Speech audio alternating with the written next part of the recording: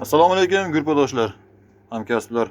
Iltimos, padmeni berayotgan akalar, kiramni topshirib qabul qilib olayotganda bir tekshirib oylar akalar, bugun mana bitta joyga padmendan keldim. Onasini emsin. O'zimizni o'zbek bolalar kelib ketib yurgan bolalar mana shular ekan. Eshitishim bo'yicha. Bu musur aka bash akalar shu 1 oylik musur bo'lsa kerak. Mo'lar ahvol chirib yotibdi. Texnika bilan, bo'lim endi texnika bilan, lekin musurga to'lib chirib yotibdi. Kiram onasini emsin bilan. Bunaqa emas-da endi. Bu pasini qo'yaverasizlar. Pasida bosilib yotibdi salafanda musur.